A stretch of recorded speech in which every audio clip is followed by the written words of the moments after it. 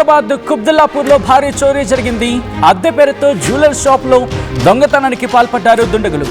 Shop పక్కన room అద్దెలో వచ్చామని నమ్మించి రాత్రికి రాత్రి దుకాణం లూటీ చేశారు ఈ దుండగులు. రూమ్ క్లీన్ చేయాలని చెప్పి గోడకి కన్నం వేసి షాప్లోని నగలను ఎత్తుకెళ్లారు ఇద్దరు దొంగలు. దాదాపు 18 కేజీల వెండి చోరీ చేశారు దుండగులు. దుండికల్ పిఎస్ పరిధిలోని బౌరంపేటలో ఈ ఘటన చోటు చేసుకుంది.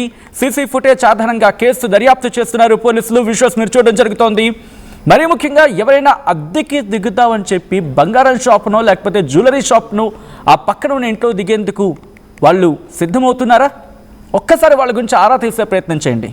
వాళ్ళ గురించి కనుక్కునే ప్రయత్నం చేయండి. కుదిరితే ఒక ఎంక్వైరీ తీసుకునే ప్రయత్నం చేయండి. అదేంటిది, అద్దెకొచ్చే వాళ్ళ కోసం ఎంక్వైరీ ఎలా తీసుకుంటాం అనుకుంటున్నారా? తీసుకోండి. లేకపోతే చూస్తున్నారుగా, ఏ గోడకు ఏ కన్నం వేస్తారో, ఏ గోడకు ఏ కన్నం పెడతారో తెలియదు. ఆ విజువల్స్ మీరు చూడొచ్చు. హైదరాబాద్ కుబ్దుల్లాపూర్లో భారీ చోరీకి సంబంధించిన బ్రేకింగ్ న్యూస్ చూస్తున్నారు. అద్దె పేరుతో వచ్చి జ్యువెలరీ షాప్కి కన్నం వేశారు ఈ దొంగలు. షాప్ పక్కన ఉన్న రూమ్లో అద్దెకొచ్చామని చెప్పారు, నమ్మించారు. రాత్రికి రాత్రి దుకాణం లూటీ చేశారు ఆ దుండగులు.